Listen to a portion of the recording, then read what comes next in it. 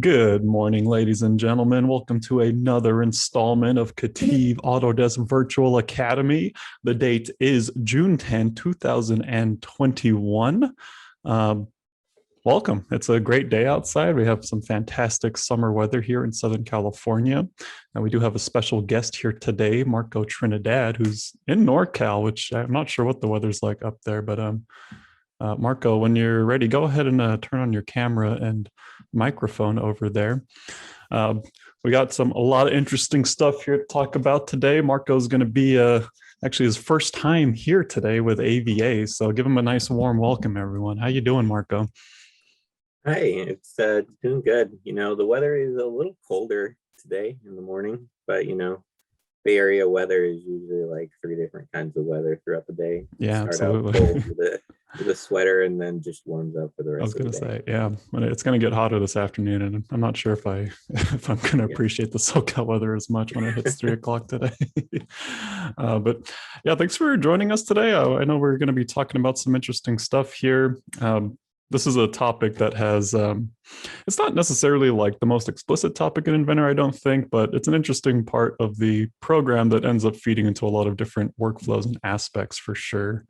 So I'm excited to have you over, Marco. I usually like to ask my guys about some interesting facts. I hear you shoot photography. Is that right?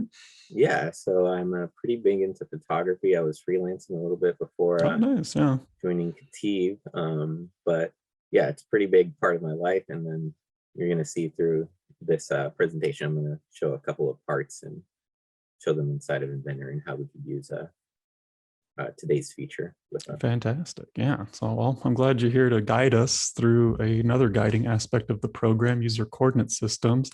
Before we get on our way, just a quick reminder that this is a Zoom webinar session, so you're free to interact with us via the chat or Q&A section. So feel free to submit questions accordingly.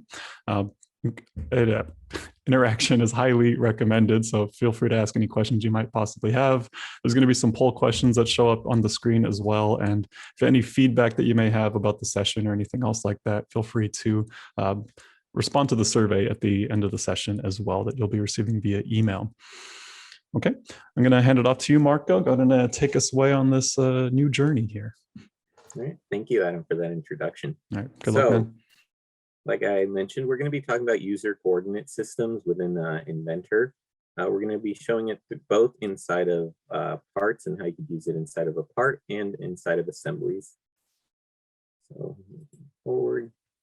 So we're going to start out with the default settings and how kind of Inventor sets up your origin. And that's going to help us move on to understanding how we could use it within our features and within our assemblies. So moving forward, we're going to start with UCS, how you can use it, how you can place it. Moving on to how you can place it within a part, within an assembly, and using it for a constraint. And then finally, wrapping up with how you could use it to set a Z-up coordinate assembly or just reorientate your assembly. Now, a little bit about myself. I'm an application engineer here at KETIV. I started not too long ago and have been working mainly with installation and licensing. I graduated here in the Bay Area. I've been here my whole life. I graduated from San Jose State University with my bachelor's in mechanical engineering, focusing in design. And like Adam mentioned, I am a big photographer outside of KETIV and outside of my professional career. I did freelance for a little bit, and a couple of the parts that we're going to be looking at today are actually photography parts that I use and I have to show you. So we're gonna start off with when would you use a UCS, and overall within an assembly you could use it for a constraint, both to constrain just your parts as you can see in this slide, and also to constrain your assembly to a new coordinate system. As you can see in that bottom image right there, we have a Z up coordinate system. Other uses of outside of just within your assemblies are parts without features. If you have a part that doesn't necessarily have defined features like a new part would have in Inventor, you can go ahead and still create UCS within that part and use it to constrain it. And you can use it to reset the origin, because I know it's not, if you're don't have a standard for your origin, people can be setting it to different parts of your, to different areas of your parts. And that is how it is helpful, at least within parts and assemblies. So today, one of the things we're going to be looking at is how we can use that within this part. You can see it back on this slide, this little doohickey that I have right here. It's actually a camera handle that I have right here, and we're going to go ahead and constrain it and add some features to it that aren't in the initial part designs that I made. So we're going to start talking about what the default origin. So with the default origin, you do get your 3 axes, you get your 3 coordinate planes, and then you get a point for your origin point at 0, 0, 0. All of those carry on over to custom coordinate systems where you get all the same prompts and you're able to use those within your model. And then you're able to use those additionally within the assembly in addition to your origin created within your part. And you can use that. I think I'll move over to Inventor now to sort of show you how you can place it and what kind of goes along with placing it within your part. So I'm going to start with going into the part, create a new part, and I'm going to show all of my planes right here, which I'm on to physical. And orientation. And I'm going to create a sketch to show you how you can place it within a sketch. And do a simple cube here. One. Finish here. And extrude this up 1 inch. So you can see your UCS work feature right here at the top on your ribbon. When you place it, it's going to prompt you to do 2 things. It's going to prompt you to select your x-axis. Now, if you're out here where there's no point, if you click enter, it's going to place it and you don't really get much more than that. So what you can do is when you go up here to see your parameters, you could set it to 0, and every UCS creates 6 parameters for placement. 3 of them are going to be translational for your X, Y, and Z, and then 3 of them are going to be rotational to change the axes. And you can see if you place it off into space, it's going to go by default to the origin. But when you place it, you do need a point, so you can select the point on your part, and then it's going to prompt you to select the x-axis first, and you do have to pick another point, so you can't do it on this line or anywhere that isn't a point. You're going to have to add in a point if there isn't one by default, and then it's going to prompt you for your y-axis, and that's how it's going to place it. And then you could go up to your parameters, and you could see once again that you have 3 additional parameters for that new point, and they are based off of that single point that you placed it on the cube. So when you set this one to 0, 0, 0, it goes by default since it to the origin because it was placed off into space. But this one, because it was placed on this point, it's 0, 0, 0 is this corner of the cube. And additionally, you could see the 3 planes it created for itself and the 3 axes that it also created for itself with the center point that you placed it on. And you could use these for features as well. And you can also use them for constraints if you need to. I'm going to be showing how you could use it for a feature. So here on this handle that I have, that's based off of the real one that I had mentioned before, you can see that I'm missing a hole right here on this edge where the rail would go. So as you can see right here on my own part, there's a hole that goes right on that feature. You kind of see.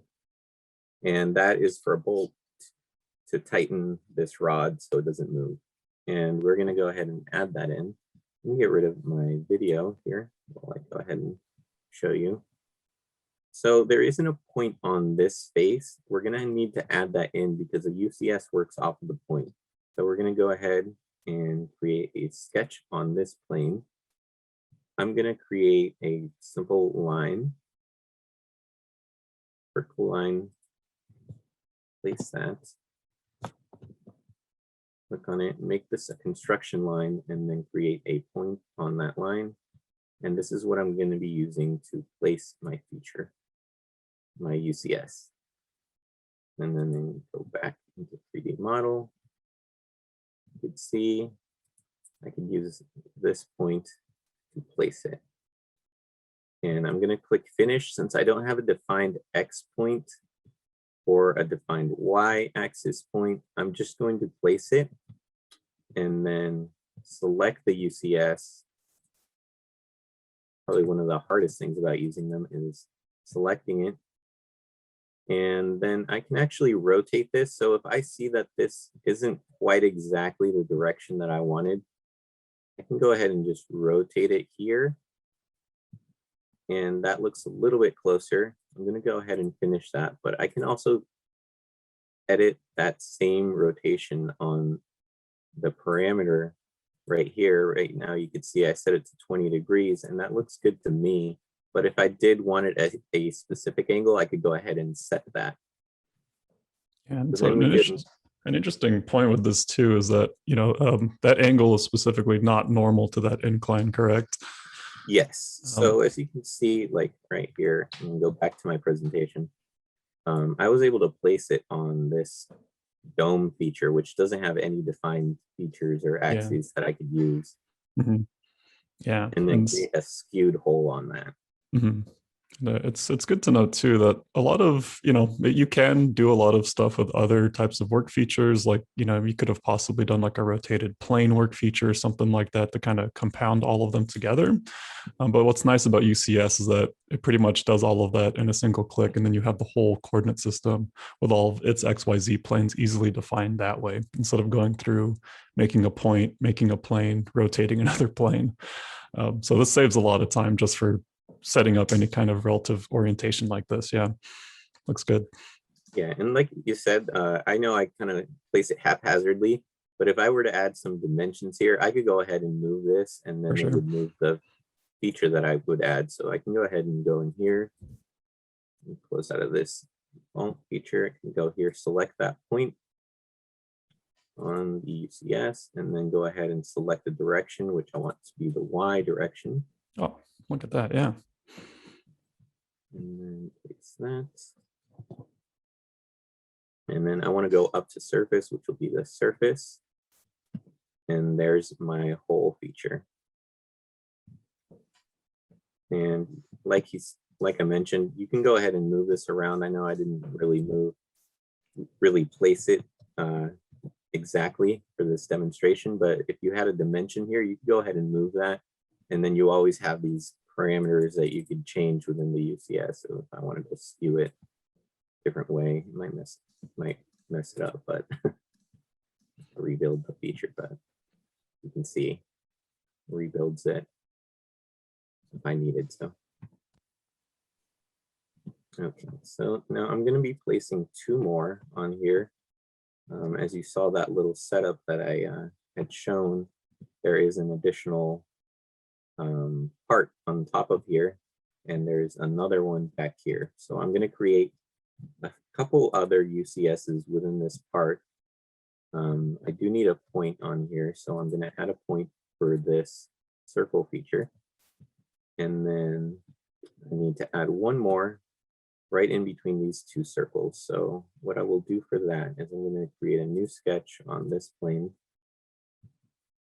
do a projected geometry for these two circles, and create a midpoint right in between them.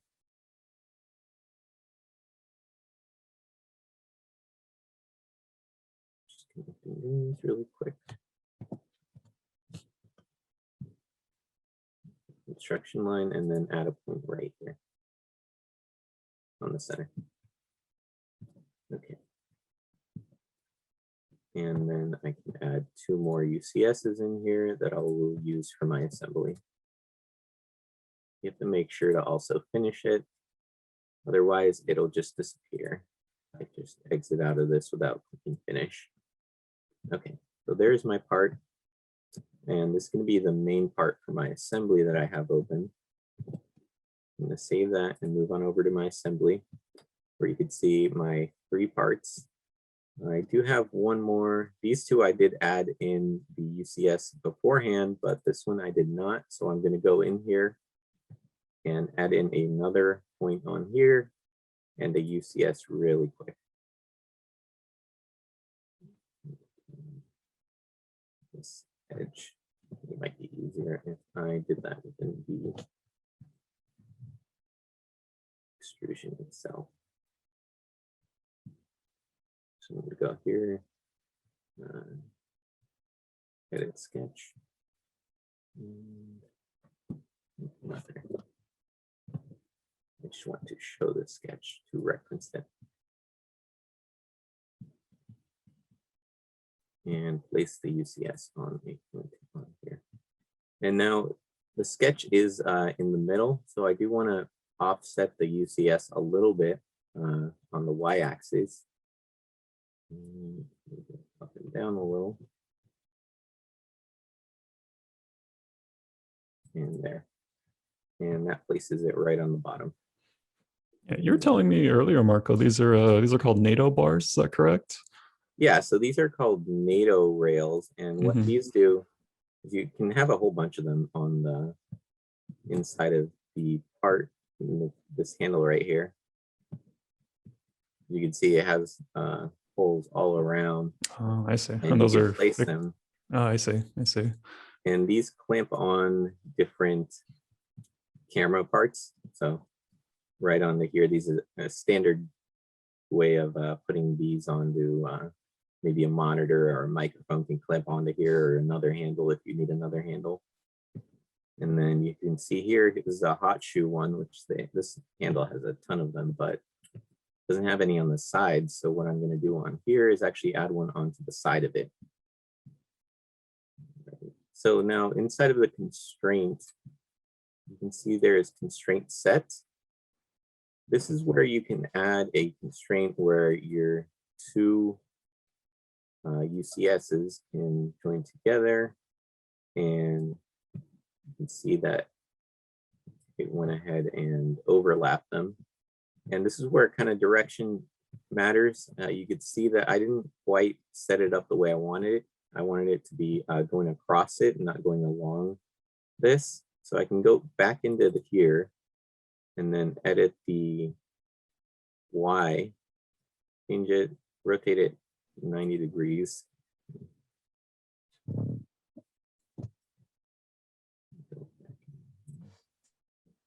Select it. Rotate it 90 degrees. Finish. Turn. And then it's going to go ahead and rotate it. So that's very useful, being able to go back, edit them really quickly.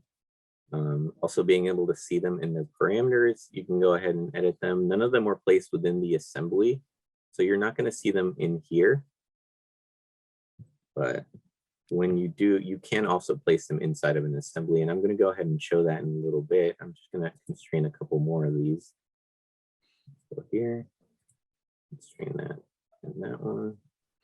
See, that one's a little rotated, a little funky. So I'm going to need to go ahead and change that. And then the last one, constrain this one, this one, this one. No, this one, wrong one. Need to place one on this hole right here. Go ahead and place the handle and quickly place one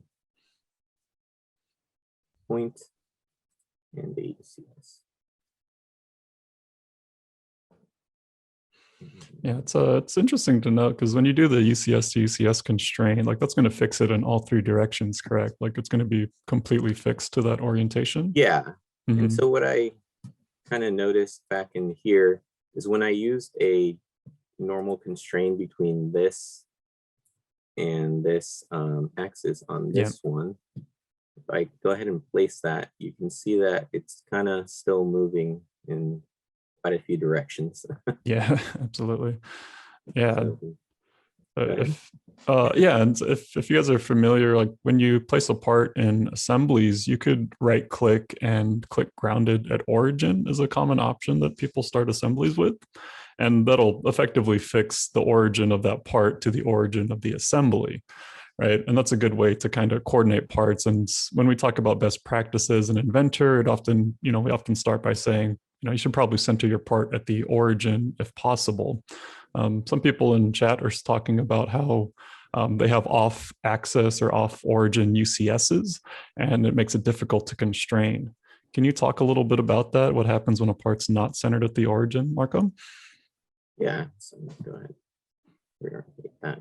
Or actually, it needs to be reorientated a different way. But yeah, you can go ahead and, so if you want to place one, like I mentioned at the beginning, if you place it out into space, it defaults to the origin. So go ahead and place that one. And then you're going to see that one actually shows up under parameters here, and place that at 0. I can place another one within the part. Let's say if I wanted one down here, or if I wanted it to be somewhere else centered in here, and then I can go ahead and constrain them together. And that way, that new point that I placed it on here will go ahead and move over here. And then my whole part is set to the origin where I want it to be. Nice. Yeah, like that's a really common question we get in Inventors. Can I change my universal coordinate system in my part? Which largely is no, but you can do this thing with the UCSs, the custom ones, where you can kind of just define a new center point for your part and then constrain it to where it needs to go. That's a really common one, yeah. There we go. Oh, look at that. It's a really cool assembly. There we go. That's our little assembly there. And what I'm going to do now is actually create one more to show you how you can go ahead and use this to reorientate your origin, or just translate it differently. We're going to go ahead and hide some of these. They're getting in the way a little bit. No problem. Go ahead and hide that one. Hide this one. Hide a couple in here. Maybe turn that off. That one off. That one off. Kind of built a lot in here today.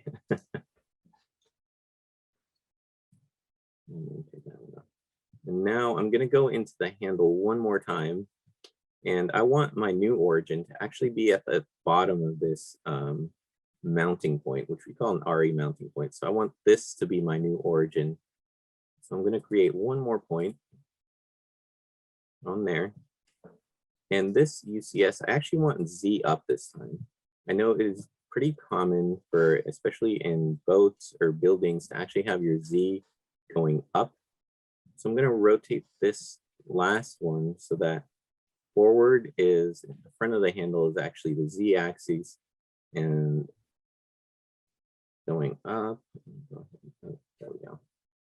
And I can go ahead and change this as well inside of the parameters. I'm just going to go ahead and try to rotate it. Okay. So there we go. We have that one last UCS. Save that here. Go back to the assembly. You can see it is updated. Now, if I were to place it on this assembly, you can see that the origin is actually already facing this. Z-axis is coming out at us. So I'm going to go ahead and create a new assembly and rotate the origin so that way the Z-axis is up. I'm going to show these. I'm going to move my bottom to the side and set this as my front plane. I'm going to move this over here and set this as my home view. And I'm going to place the UCS out into space, set it to 0.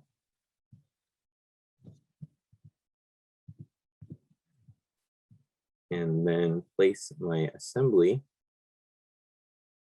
here. Make sure this is saved. Go back in here and then place it. And as you can see, when I place it, the axis, because when I created it, the y-axis was up. It's a little rotated a little weird right now, but we can go ahead and create a new constraint and very quickly select our two UCSs, and it'll go ahead and go through that one actually. Go back to this one and select this one right here. That's a lot of that back here. Like this one and the one, that one. Okay, and then just like that, we have a Z up. Go to our home view. This is one of the other ones that I had made earlier. But you can see this one's Z up now, and you can do this in other assemblies if you need to move them over and reorientate your axis. Very nice, right on. I know that'll be convenient for a lot of people. Yeah, it's a really common request. Yeah, and then a great part is having this here. If you do need to move it forward or back, you can go ahead and change that origin UCS that we made and then translate it in a certain direction if you need to. So if I needed to move the x-axis forward, I can go ahead and do that in here. Or if I need to move it back or anywhere in the future. Go back to PowerPoint.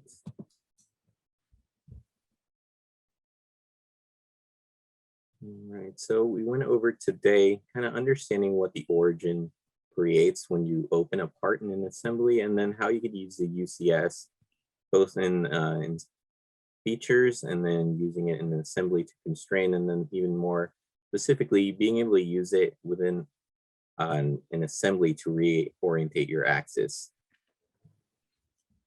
Yeah, I was gonna say, yeah, the UCS to UCS constraint is kind of great because it does it locks all those degrees of freedoms really easily. So as opposed to going through the 3 different axes and trying to constrain those, that's a really convenient time saver just in itself.